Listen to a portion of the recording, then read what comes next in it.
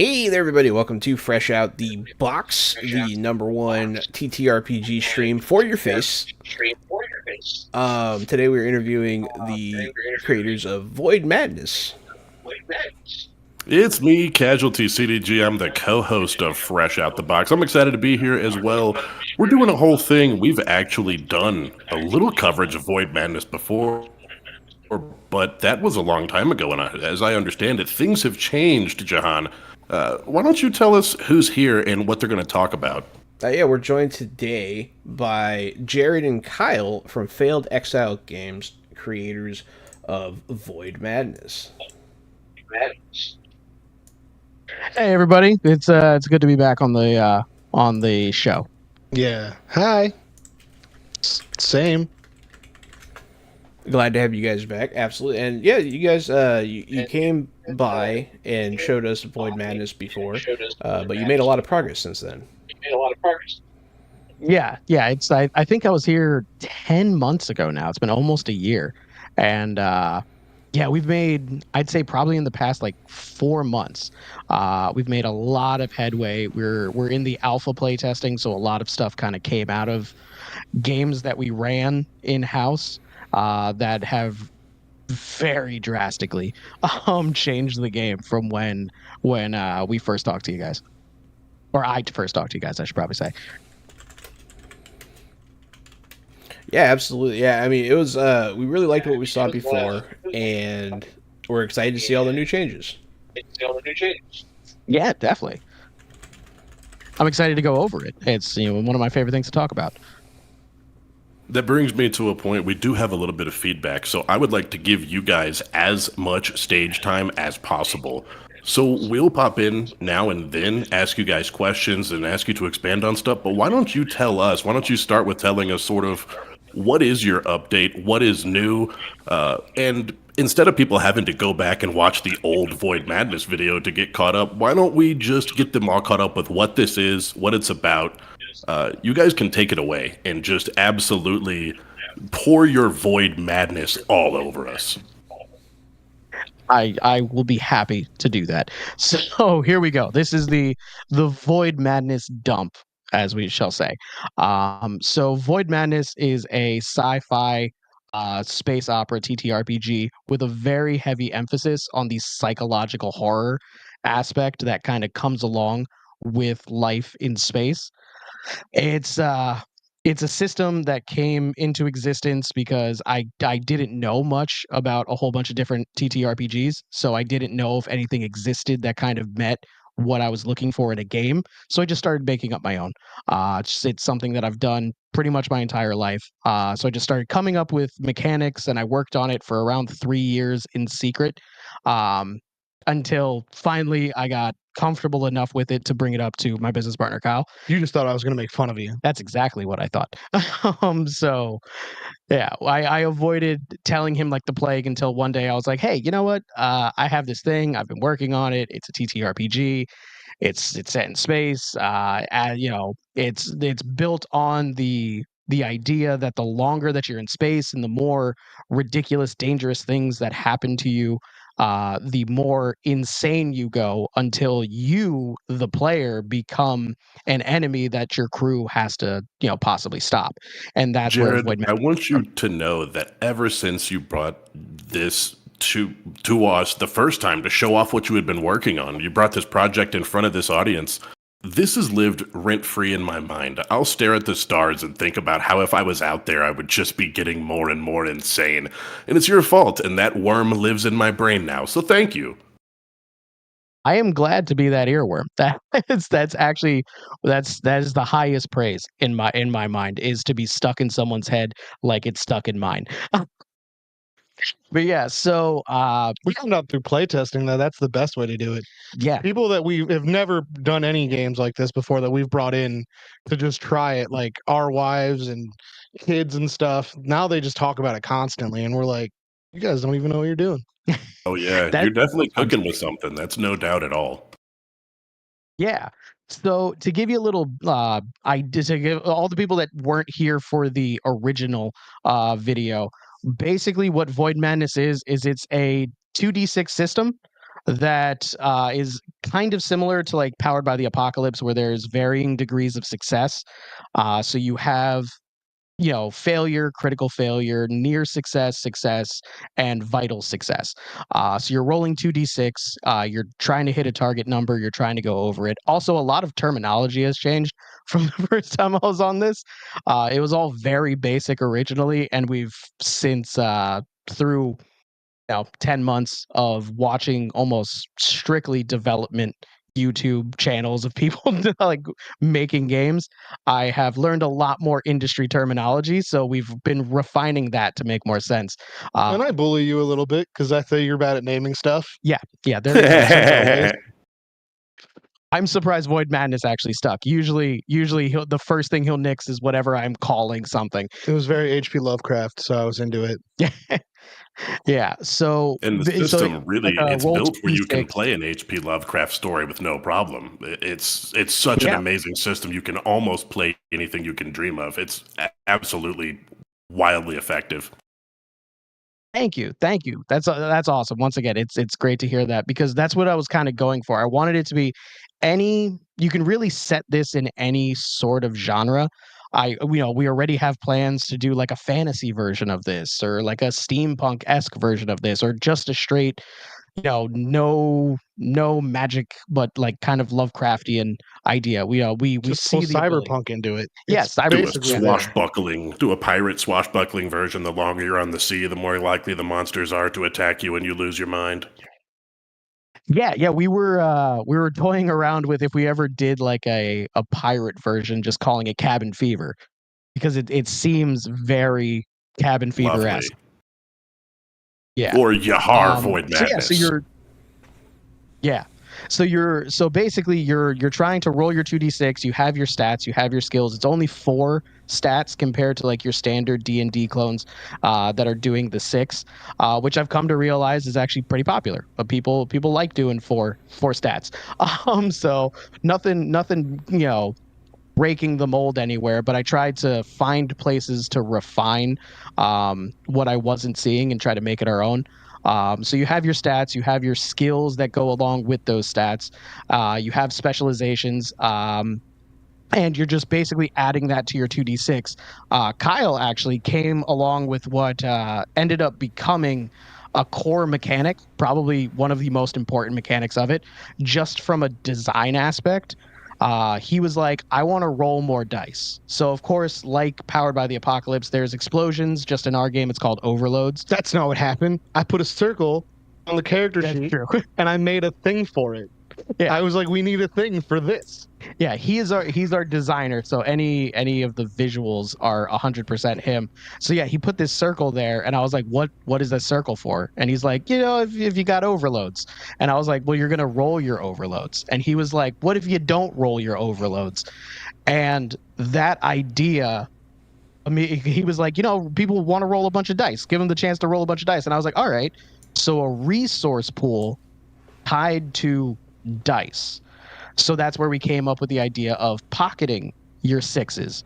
If you've already met a check, or if you have if it's such a difficult check that you have so far to go that you're like, there's no way that's happening. Pocket it, save it for later.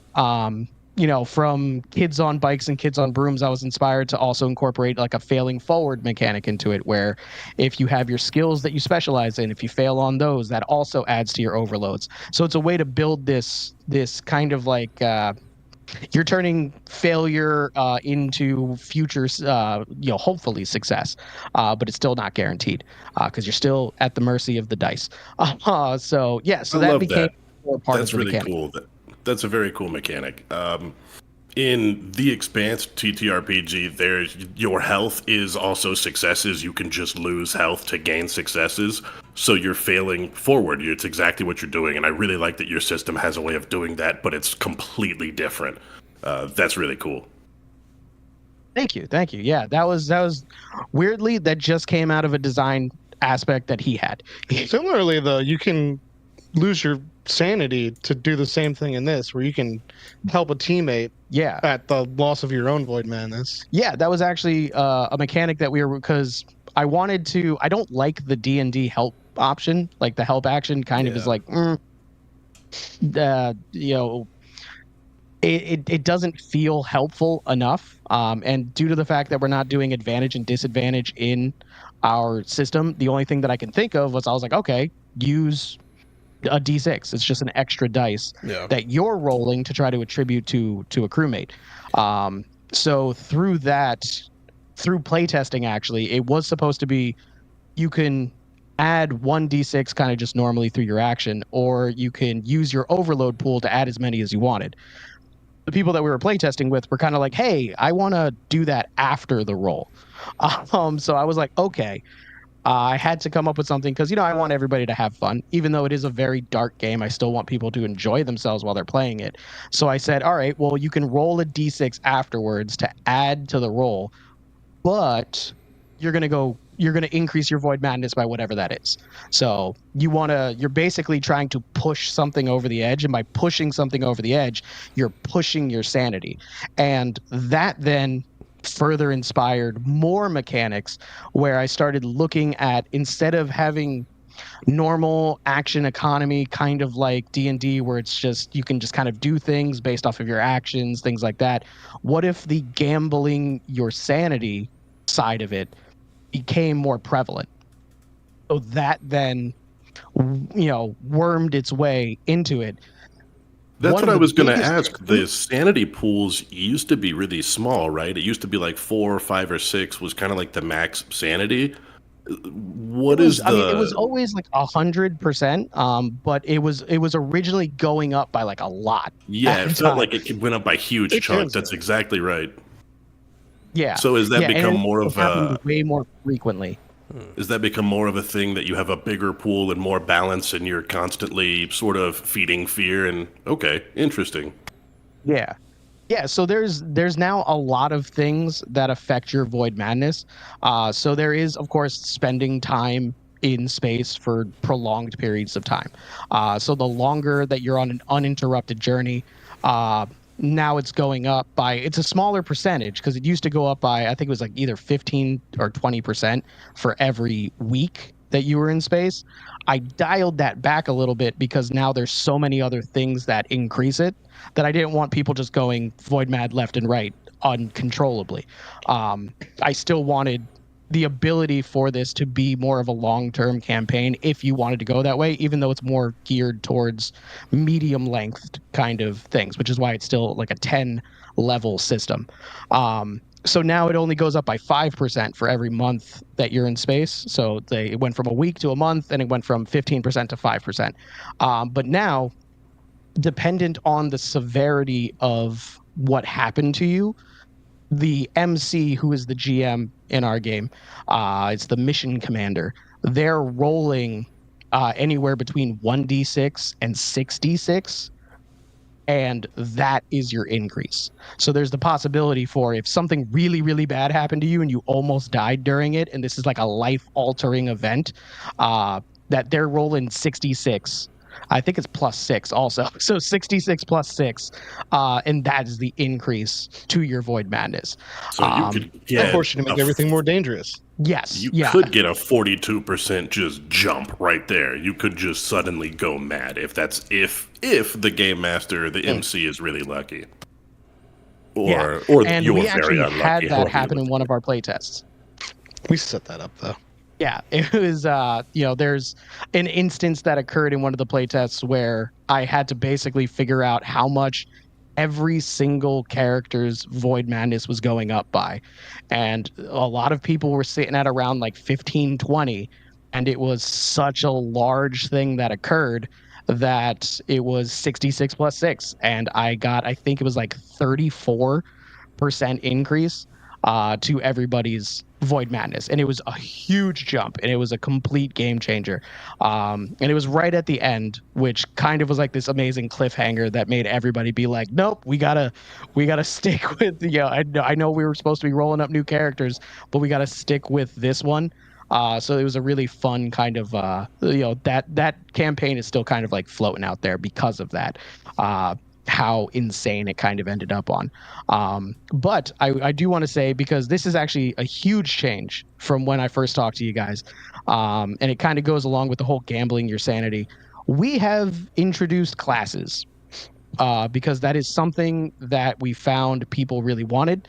That he wanted, because at that time it was just me and him going through things, and he really wanted more archetypal kind of classes.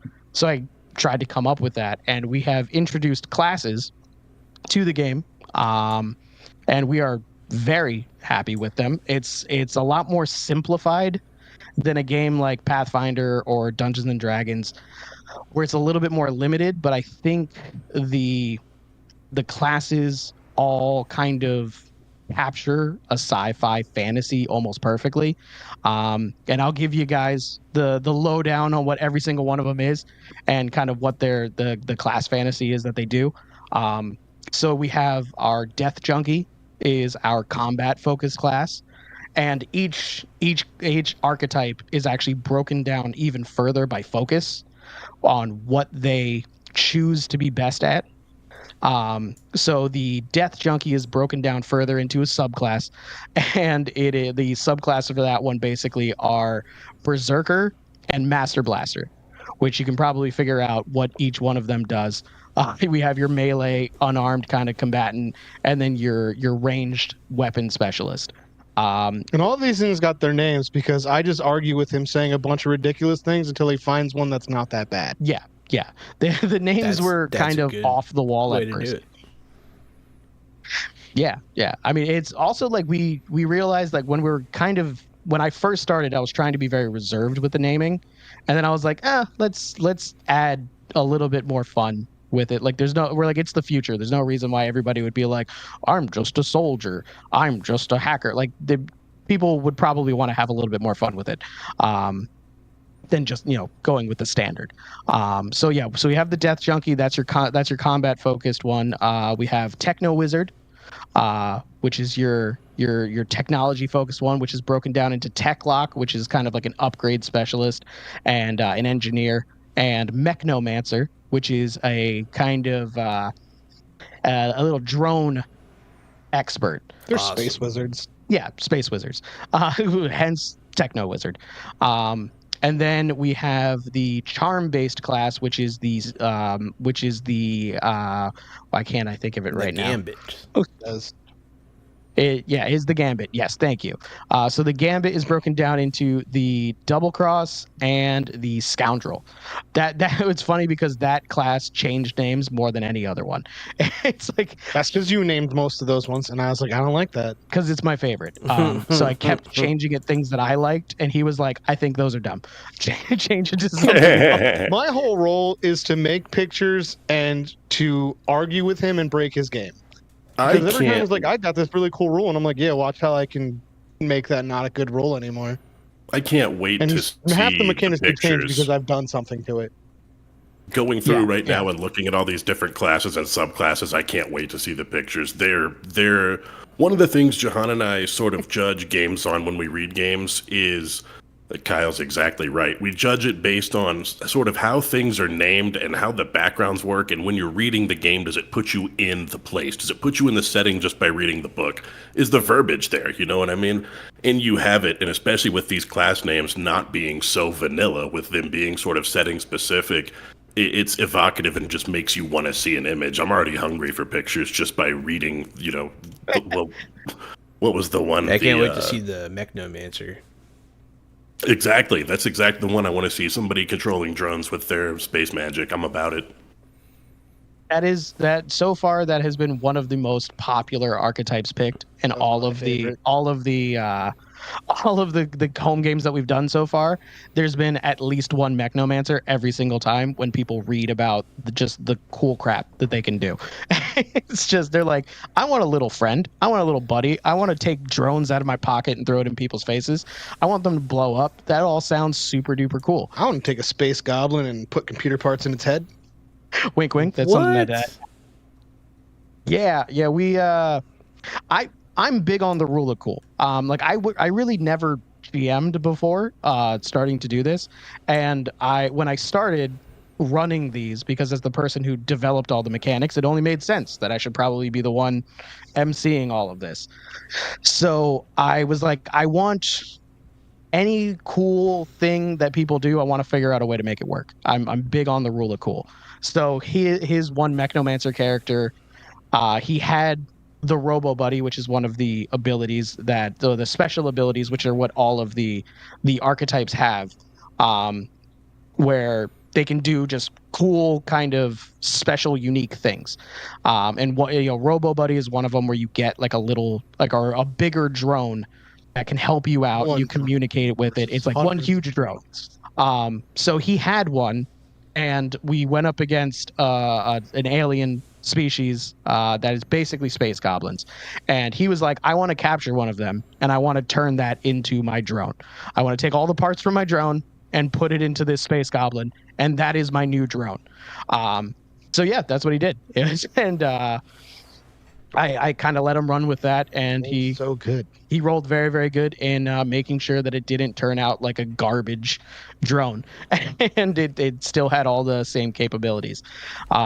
So yeah, there's definitely a lot of leeway in how you kind of translate what the special abilities are saying. So yeah, there's a lot of fun to it. But so yeah, after the gambit, we end up on our support class, which is the crash team, which are the trauma team, which are your normal healers, and then your rescue team, which, interestingly enough, I was just looking at that rescue team. That character seems so strong. That seems like a lot of fun to play. That seems like a good time. That rescue team seems super fun. It's when I read that, like you said, you made it your tank, it's immediately evocative of like a guy with a riot shield and some medium heavy armor. That's exactly what I saw. Yeah. And a med kit. Yeah, so and that's what I really wanted it to be, because I kind of still have, I've gotten it a lot out of my brain, but there's still like a little bit of D&D kind of like lingering in there. So I realized that as I was making these, we actually went through not too long ago. We're like, if we had to describe these D&D wise to somebody who's never played any other RPG, what would be the best way to do it? And we were like, Berserker's a barbarian. They can off tank by just absorbing stuff by being angry. Master Blaster is your standard fighter.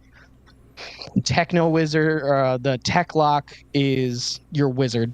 Mechnomancer, is kind of more like a ranger than anything else, because they have little companions and buddies. And then the Double Cross is your rogue. The Scoundrel is kind of like your bard, with their battlefield kind of control kind of way of doing it. The Trauma team is your cleric. And the rescue team, I was like, I want something that's super powerful and super good at just soaking up damage. And I was like, I guess they'd be kind of like the paladin in that. Well, I'm like, I always imagined them in heavy armor, just running out in front. And I wanted to capture that. I almost wanted to make them like an anime character in the things that they can do, which is why all of their abilities are kind of like power of friendship. I'm going to step up. I'm going to soak it all up. Hit me. Don't hurt my friends. I'm helping you. Exactly. Like it's your fights with me kind of character. And since we were missing that, I really wanted that person that ran into the fray and kind of got in your face. And they pretty, amazingly capture that fantasy.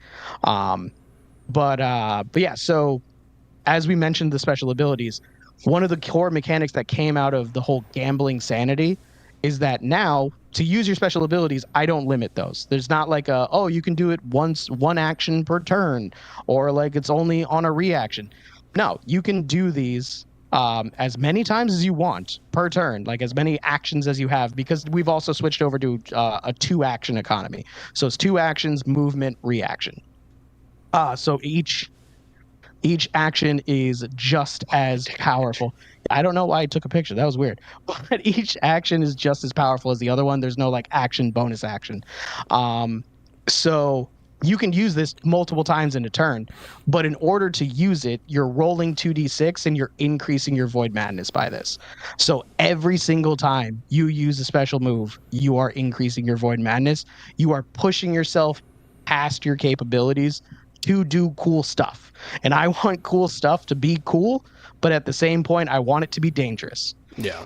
And it's even better because the moment you're actually fully void mad, you can do it as many times as you want with no negatives. There's no negative. There is no negative once you're void For mad, you, but there is some to other balance people. for gameplay balance. There are some things that kind of limit it. Nope. It's amazing. He's never run the game, so Gotta I get went void void mad. matter. he is the only character that has ever gone void mad. It is his Goal? his goal every single time he plays is That's to be fair. the first person to go void mad. I add That's really void madness fair. at the beginning. Yeah, you're trying to Yeah, see how so far you can that- push the that's fun. system to make sure it works. I like that. I appreciate Yeah, that. it I makes would be sense. doing the same thing. That's a good playtest move. Yeah. I mean, every single time I come up with a new rule, he's It's my fault. it is usually his fault, but also he's the first person that's like, all right, I'm going to make it my goal to do that thing every single time, because everybody else isn't in on the development process. They're just players. Yeah. So they don't know about the new cool thing that I added. So he's like, all right, I'm going to say it out loud so people are aware of it. The one new cool thing wasn't a new cool thing and was there, and it was called help your friends and don't just serve yourself. And I had to be like, hey, you guys should like help people a lot. That's fair. Yeah, it's a team game. I mean, it's you're trying to do It's it not together. D&D in sense that you're the hero at the end of the day. Yeah, I mean, and I was. that's still a pervasive thing in this. I mean, you're definitely, the crew is the main character, but you are still not heroes. I've made people more powerful. It's kind of still goes with the whole you're capable adventurers of space, like you probably should be. If Yeah. you're going to be flying around the galaxy, you probably should be capable, but you're still not some god level hero, and you never will be. Honestly, I saw one of your references in the beginning. One of your things that this is, inspired by one of the movies was Starship Troopers, and this really does give me Starship Trooper vibes. You're not necessarily heroes. You could get stabbed through the chest by a giant claw at any point in time, but you're more capable than a regular person.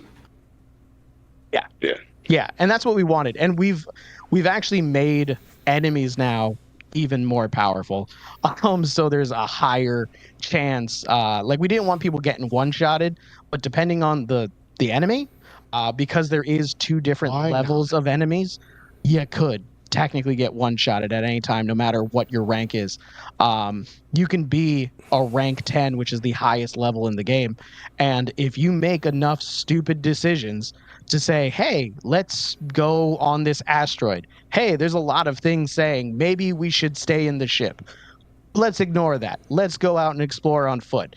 Okay, there's a very large cave.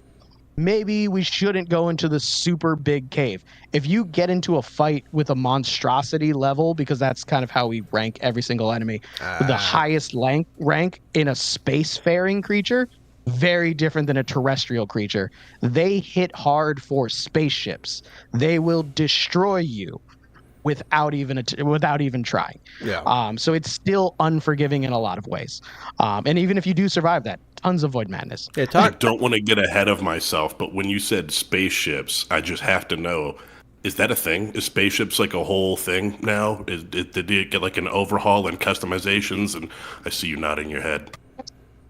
Yeah. It actually, you guys are listed as major contributors to the book because of a conversation that we had the first time that I was on this show. I can't wait to break a spaceship. Yeah, we still haven't tested spaceships out right now because we're really trying to get on foot down, and then we're going to shift over to spaceship. But currently right now, like, combat works almost identically on a spaceship. as it does on foot. I wanted to make sure that they mirrored each other instead of being two completely different things. But it still feels unique enough that you're like, all right, I'm not a guy shooting a gun. I am somebody manning a turret, and there are other things that I could be doing. It's a little bit more intuitive that way, but they are still similar enough that it doesn't feel like a whole new system. Yeah. So close to a shoot 'em up. So close, yeah. But yeah, so what ended up happening was you guys actually were really into the idea of the spaceship being a character in itself. And I know I said that the first time, where the ship should feel like a home and a character in itself. And you guys had suggestions on ways that it might even be better by allowing the players to come together and customize their ship. Yeah. So what we ended up doing was instituting custom modules, and they are things that can be installed into the ship to add extra effects and bonuses that the players can utilize and try to become better. They can train to increase their skills. They can reduce their void madness. They can gain passive benefits. They can have a refinement center to try to process ore and make more credits outside of just adventuring. They could have, a VR room for sexy time. They anything that you can think of. Would and a robot brothel decrease or increase your void madness? depending on how Yes. kinky you are. Okay. If it's very, very rough, I'm gonna say it's gonna go up a little bit. Okay. But not if you like that. That's true, yeah. That depends on the crew. That's a great answer. I loved Kyle's answer was just yes. Yes, it does go up or down. Goes It sure up does. or down. Yeah, exactly. If you board If our have to ship, use your you safe word, it's gain going up. void madness. All of us recover, but you gain it when you get on our ship. That's sort of how it works. Outsiders, they don't like it. Everybody goes in, everybody comes out. One guy didn't have a good time. Yeah, it's especially painful if we're bringing people across space and they're on our ship. They just get more and more mad from watching us have sex with just tentacles coming from the wall. It's a Doc Ock situation. It's bad. Yeah. Those are the kind of things that I look forward to seeing people do. Like taking something as simple as this is a room that adjusts itself and has omnidirectional movement, and it creates holograms to basically do anything, and saying, all right, well, how am I going to twist that to what I see in my brain? And I look forward to the crazy things that people have. Yeah. But yeah, so that whole system was inspired by you guys. And one of the things that I really loved that you said was having the players come together and right at the beginning of the game, not fully kitting out their ship, but making some key decisions. So now when you start the game, whatever your ship's going to start with, which, once again, you can start with it, or maybe there's a little bit more narrative things where you have to like steal a ship, grab a ship. It's whatever the ship you're going to end up with that's going to be yours, at least to start the game out. You're going to pick 3 modules. That's it. You pick those 3, they are installed. And then as you play the game, the different sizes of ships have different amounts of modules that can be installed into them. And they, you will be able to purchase for very large amounts because it is the future. It is still humanity. So there is still going to be some sort of capitalism, and, people love money. So that's not going to go away. But that is one of the things that is going to be driving people forward. It's going to be, can I fuel my ship? Can I make my ship my home and make it be as cool as I want? To put more things on there to either narratively fit my, fantasy or the whole crew's fantasy, or make us as stacked as humanly possible and increase every possible skill that we can. Which, that could be a thing. You could try to min-max the system now that we have classes, now that we have more things like that. You can try to min-max it, and you can just be like, all right, we're going to install all of the training modules, and we're going to try to just invest all of our downtime in getting all of our skills up so that we could be It's the best option. as close to gods as we can. It's the best option. But doing that, once again, you're going to be going crazier. Right. Immediately, I scrolled down to where you're talking about. If I'm picking 3, I'm going narrative. I'm going meditation room, greenhouse, smuggler's hold. Great choices. Great choices. You're going to be very, very zen smugglers. Yep, we're just posing as space monks and we're actually delivering spice. Love it. Love it. Spice I'm already thinking of melange? ways that I can break that on you when we do it. Yes. Yeah. So I mean, that is another thing. Like, I wanted to, because it's the future. There's so many things that can be done. I wanted this to have aspects of customization in every single field of it. So I wanted your ship to be customizable. I wanted your character to be customizable. I wanted your weapons to be customizable. And we've recently actually done that. So as far as ships go, you have the modules, but you also have ship upgrades to be able to upgrade your ship to add, mechanical benefits directly to things like your speed, your hull points, your armor points, things like that. And then there is additional things like installing the different hard point weapons that you have, your offensive ones, your defensive ones. So there is customization on top of customization. Like, you can be surface level with this game and just be like, I want to make a ship and I want to put the stuff that I want on it, and I want it to be as base as possible, and I just want to pick a weapon, and that's the weapon we use, and it's going to be fun. Cool. Or you can be like, all right, let's really think about this like a spaceship simulator. and go and be like, all right, well, I'm going to do everything I can to get the best engines and the best shielding and everything along those lines. We added auxiliary vehicles and cargo mechanics, cool. And how to convert basically cargo space into like vehicle space, like garage space. I really like auxiliary vehicles. People to That's be able cool. to do what they want. All I want is have like a snub fighter. All I want is a StarCraft battlecruiser Yamaha gun. That's all I've ever wanted. And you can do it. We have ones where you can have like a legitimate like snub fighter, like a la like an X-wing tucked away inside of your ship, or you can have like a space motorcycle. Where it has like its own atmospheric bubble around it, and it's really good at whipping around, but damage wise, it's kind of on the small end because it's for all different atmospheric conditions. So yeah, you have all of those different options, and then we extended that into the weapons and armor we had the crafting and upgrading system, and I further refined that by adding levels like basic, advanced, cutting edge, and needing materials, and think MMO without being as crunchy as an MMO would be, to be able to still do it theater of the mind. But there's mechanics for it, for adding schematical upgrades to your weapons to make them do cooler things. But just since I booked this with you guys, we created a system to make base weapons that I'm super excited about.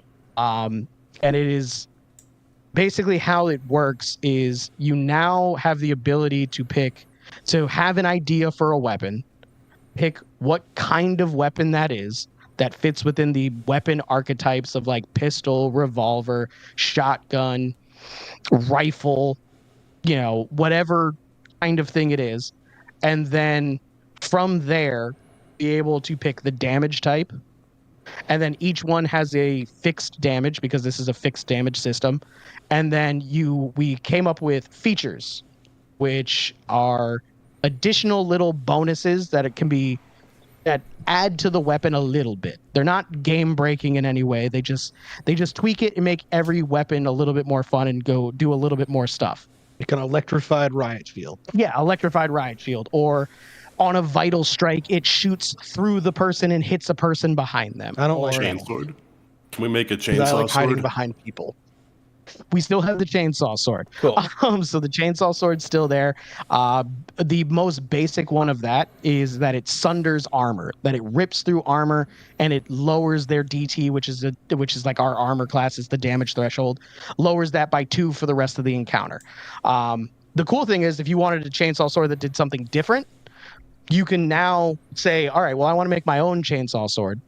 I still want it to do cutting damage. Or you can be like, you know what? I want it to do thermal damage. I want these to be plasma blades spinning around it. Laser beam. Or I want it to generate an electrical field and it's like literally a chainsaw of electricity spinning around. Do that. And then you can say, I don't want it to sunder armor. I want it to actually be longer. So I want to give it reach. And then maybe I want it to be able to pierce through things and do that. So you can now take between 1 to 3 of these features, place them onto whatever weapon it is that you're deciding. The more you add, the more it subtracts from the base damage that the weapon does. But it adds cooler stuff that can possibly happen. Cool. So that's kind of like the little bit of a balancing. So with that, we actually had some math enthusiasts on Reddit crunch the numbers. Turns out with this system that I came up with on a phone call with Kyle off of like an idea that he had, like saying, I want to do more stuff. That was the whole inspiration for it. I want to do more stuff. I came up with this idea and it has, according to the math, 614,000 different combinations to make unique weapons. I love that. It's sick. Yeah. And so it is. And I even said, I was like, is this customizable enough in my question? And they were like, yeah, no, I think 600,000 is pretty dang customizable. That's higher than most systems that make them go faster. Yeah, it sounds like you guys have overhauled the spaceships. You've overhauled the equipment. You were starting to talk earlier about creatures and that kind of thing. So, like, my question is, what kind of, like, evil creatures and, like, madness-inducing monsters and stuff like that? And is this game primarily going to be space and stuff, or is there, like, planet fall and that kind of thing? Like, where are the lines at? Yeah. Honestly, it's I'm designing it that it could be played equally in either. So we have a couple ideas for some creatures right now that are of the spacefaring variety. So I'll give you one of them. It's our favorite one to talk about. It's the best one ever. It is the Peruvian octopus, and it is a spacefaring creature that is actually pretty low. It's alpha leveled spacefaring, which is like the second level, the second tier of enemy, because they're generally peaceful. But it's hilarious because it started as a joke. No, it started because I named it that, and you said no, and I was like, I bet it's a real scientist, and then it's a real mathematician. Scientist. Yeah. So Dr. Markov actually has like a mathematical thing that he did that has to do with probabilities. So this creature exists in a state of flux where whatever you roll isn't what is hitting this creature. It is the opposite side of the die. So if you roll a 1, it's a 6. If you roll a 6, it's a 1. If you roll a 2, it's a 5. So every single roll that you do, because of like the weird kind of out of synchronicity that this creature has to just reality, it's constantly warping that, and you know things that would normally miss actually hit, and things that normally would hit miss. So that's one of our favorite ones. And they're massive and just like satellite planets. Yeah, they are humongous in scale. Like you're talking everything in this is in meters because it's the future and meters is just what people do. So yeah, they're like 50 meters large. So very, very huge creatures, but normally peaceful. But if you piss them off, they're going to attack you. And they are still very, very dangerous, even though they are alpha level creatures. As far as terrestrially, we have things. Well, these could also have a whole planet that's gonna give you void madness being there. Lovecraftian nightmare kind of world. Hell yeah. Where the clouds are creatures. Where everything on it is tentacled and beaked and razor blade mouthed. Everything is a nightmare there is no prey.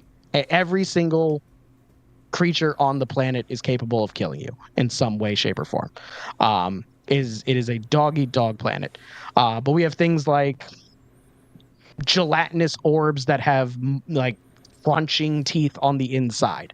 We have like a grinder for your herbs. yes, we have shape-shifting tar-like creatures that their main way of doing things is completely engulfing you, and you have 3 rounds to get out. You don't, you're dead. There's no saving, there's no nothing. There are like cockroach spider like creatures that are insanely violent. Picture like the bug in at the end of Men in Black 1 with the ferocity of a xenomorph. Like, so there's things like that, or like the goblin species, the 4-armed goblins that are super mad at humans because somebody in the lore may have destroyed their planet. Yeah, they anyway. Excellent. They're like Vikings, but goblin. Yeah. So I wanted to make sure that if someone wanted to do a strictly space campaign, there is terrestrial type enemies that could just be on your ship hunting you down. You can fight them that way. There's going to be enemies that are so large that fighting them outside of a ship is not an option. So you got to fight them with your ship.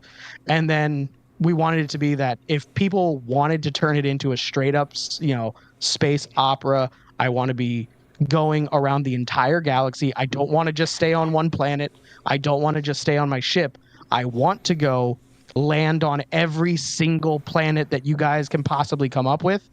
We wanted it to be built that you can do that too and feel like a real space adventurer.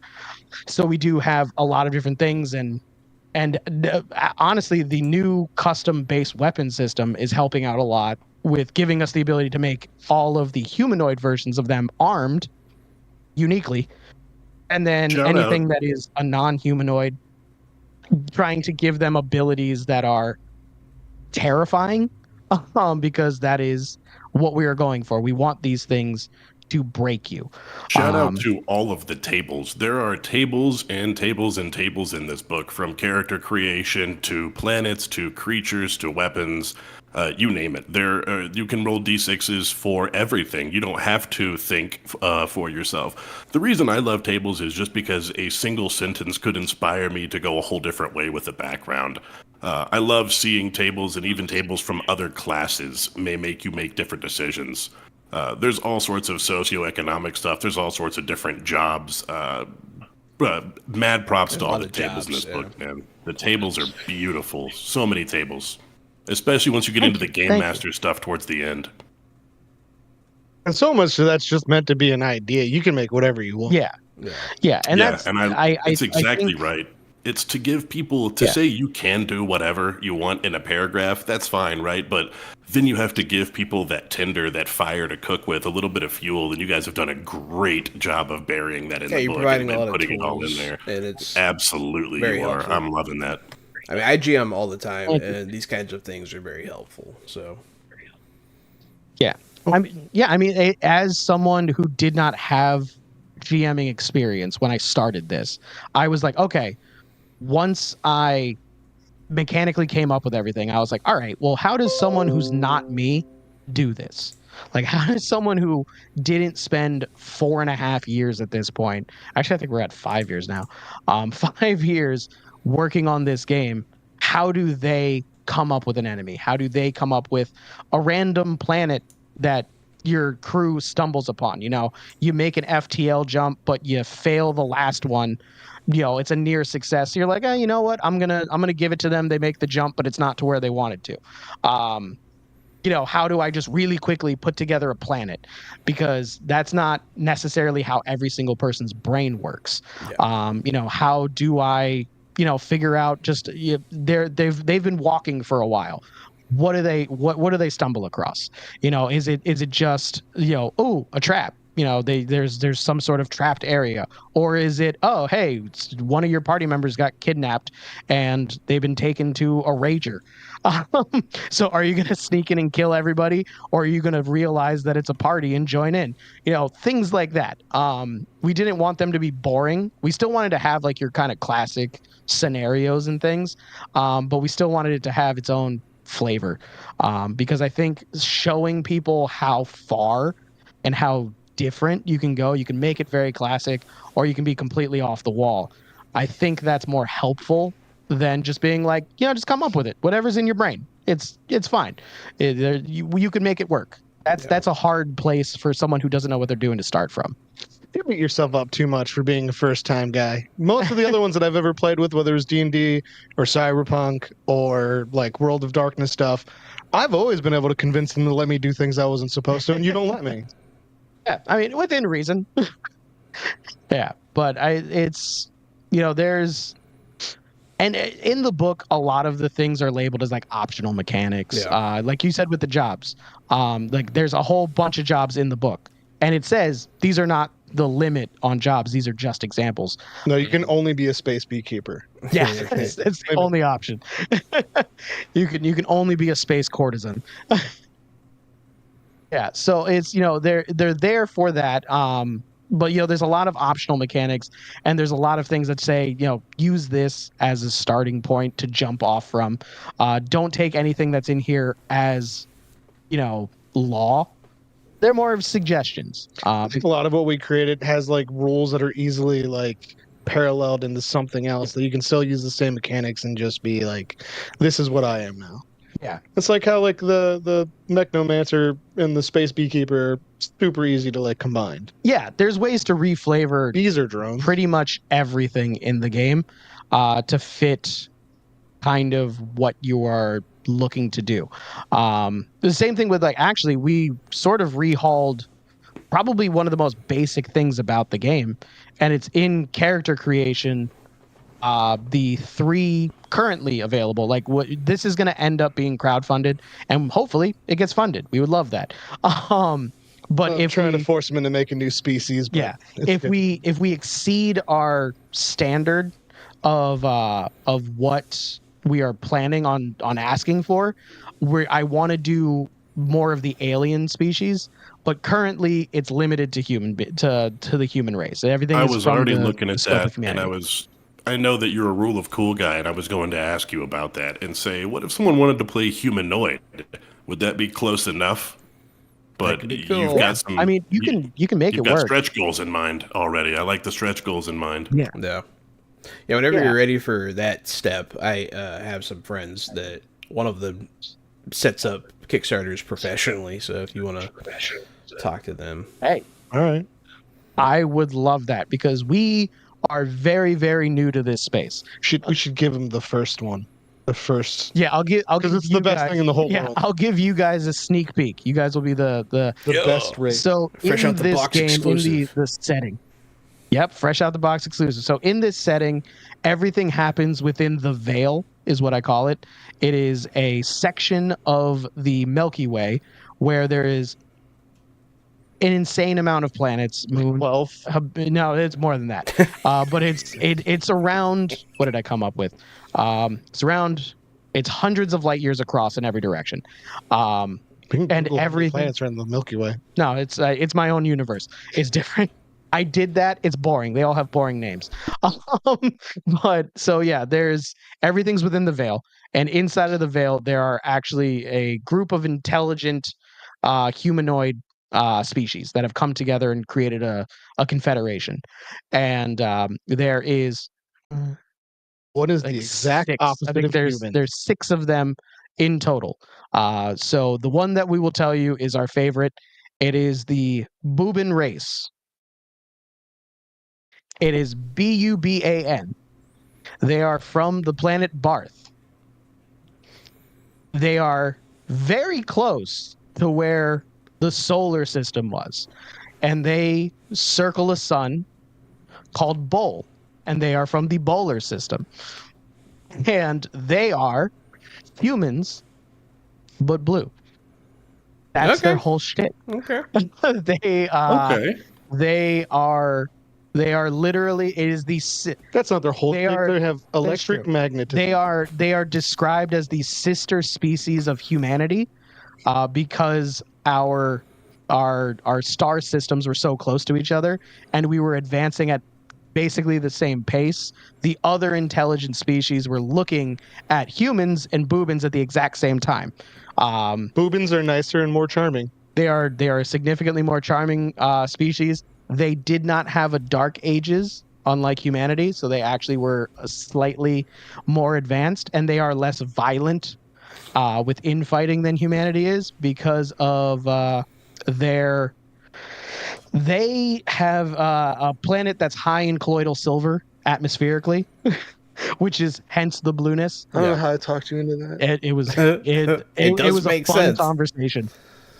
So they actually are resistant to things like sickness and disease.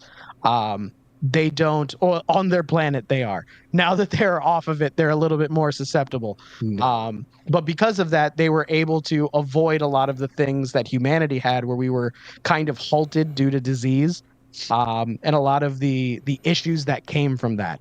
And they joined this confederation just a little bit before us, a couple decades before humanity, which was big enough to make them more liked. So that's one. Well, they also didn't blow up their planet. Oh yeah, they didn't destroy their world. It's still a visitable world. But yeah, so that's one of them. Which that's as simple as just saying, I'm gonna play a human, but I'm gonna be blue, so I'm gonna be a boobin. And a little bit electrical. And yeah, they have a little bit of electrical resistances and a couple little things. They're very that they can musically just naturally inclined. do. With the Yeah, name yeah. Boobin, I thought you were taking me on a ride that they were going to be like baboon people. And Nope. right up until the point where you said they're like humans, but I thought you were going to say they have a red butt. And I was like, boy, I'm in here. But you hit me with the side, they're blue. I'm in. I'm still in on the blue people. I thought they were Boy, gonna you took me be- for a ride. I thought they were gonna be boobs, but I'm a child, so that's We yes and a lot, and then sometimes it goes to places that are just really weird. Yeah, And I then mean, sometimes other people are like, "You guys can't put that in the book," and we're like, "We already did." it's in the book, so it's there. Yep. The funny thing is they are our favorite to talk about because of just how ridiculous the concept is. Just human became boobin, Earth became Barth. That we made Added beef. we made their language is basically just English with B's in front of everything. I love So that. like one of their major things was the was Bamerica was there one of the continents that was there. the Their names American are like- Bevolution. Yeah, they're like their names are like Bikel Bith, and so things along those lines. So we were like, because just in case people don't have a universal translator, they Easily be boobin. if you're playing a boobin and you're emceeing it, you could be like, all right, well, everything that they say is going to have a B before it. So we're going to have that. Oh, give me a sec. Here for a minute. Yeah. Apparently my computer got unplugged, so luckily we noticed that beforehand. Oh no, no, it's not dead. It's just we have too many things plugged into it. They're draining the battery. But yeah. So apparently, yeah, we're gonna stay in energy saver mode. So if for any reason I disappear, it's because our setup is too powerful. Okay. Too strong for But your yeah, own so good. we do have ideas to do more of the species in the future, and not all of them are like the boobins. A lot of them are a lot more out there. But one of the major changes that we did was before your lineage is what we call it affected what bonuses you got to your stats. We've gotten rid of that. We've made it just a standard increase, but now your movement speed and also your life is tied to the lineage. And then there are enhancements that are special to each lineage that you can pick from. So things that make a human different from a cyborg. And we've actually added a whole just crap ton more of enhancements that cyborgs have. And then we have our hybrid race, which is humans that have genetically modified themselves to be mixed with animals. And we've added a whole bunch of cool things that they can do standardly, or you can use your imagination and just go, what can an animal do that my character can now do? And just, keep it within the realm of what everything else is, so it's not too overpowered, or make it overpowered. It's your game. Whatever you want to do. Yeah, so that's a minor change that we made that so far is testing very well. That Son it's of the best hybrid. oh Jupiter Roos, Jupiter-Roo, yes, half human, half Jupiter Roo. yeah, super high jumping. Just like the kangaroos from Fangirl. Oh yeah. Hell But yeah. yeah, so yeah, we wanted to make it that you had more cool things, and that there was not, you weren't pigeonholed by picking your lineage, because that was what was happening. Is we were finding that cyborgs found the need to either dump stat their body or go all in on their body and pick that. And It was perfect. I didn't want that sort of pigeonholing to happen. I still wanted the choices to mean something without having to dictate how you were going to play that character. That's good. That's smart. I like all of that. I look forward to seeing more lineages. Before your computer explodes, I wanted to ask you. Yeah.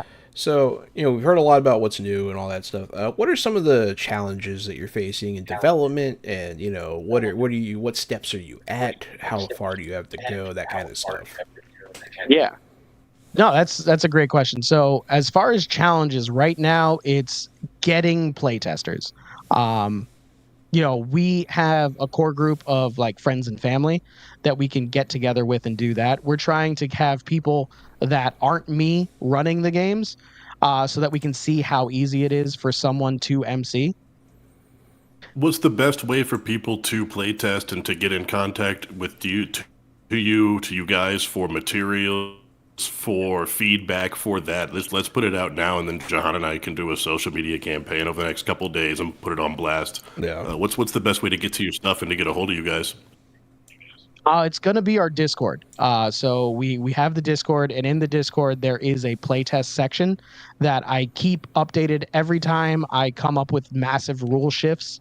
We're currently on alpha version 2.1. So every time I get one of those major updates, I upload the PDF, the character sheet, and any other pieces that would be helpful for running a game. I upload those, so anybody who has playtest access, which is anybody that joins, really, we automatically kind of give at least that access.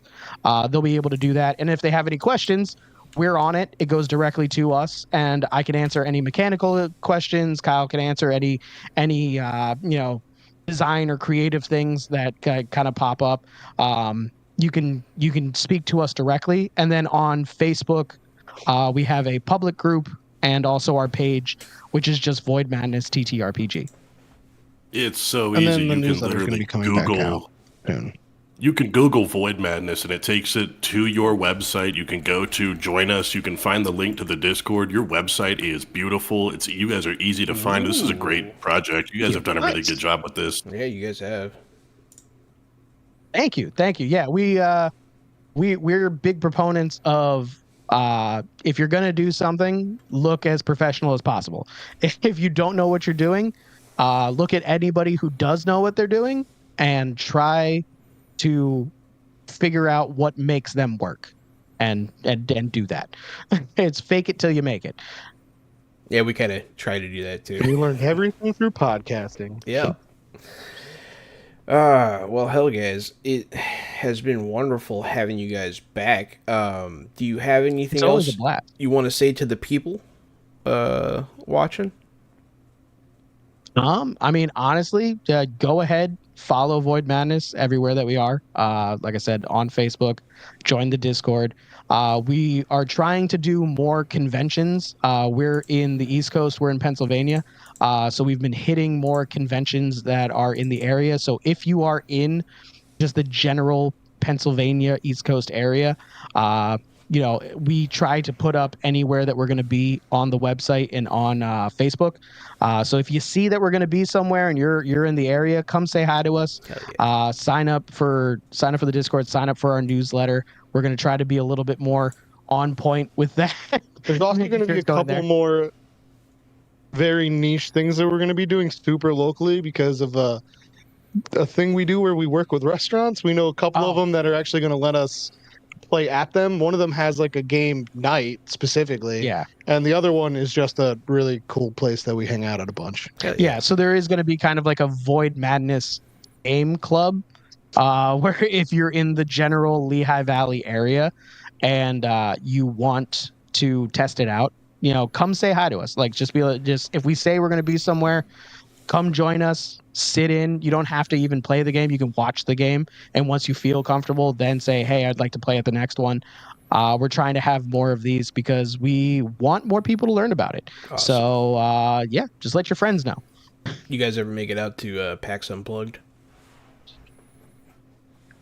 We did last year, which was great. We made a lot of connections. We learned a lot of stuff. A lot of people gave us some really great advice. We would like to make it this year. It's all depending on how the wallets are looking, because it's getting close. If we can afford it, we will definitely get tickets for at least one of the days, because it was a really cool experience to kind of go from booth to booth, talk to these designers and the employees of the different things, and kind of pick their brains, and at least put Void Madness in their heads. A couple people have actually followed us and joined the Discord solely off of PAX. And it's a really great community there. Your swag on your website looks awesome. The blanket is awesome. The banner is awesome. Some of those shirts are dope as hell. Yeah, dude, that swag is fire.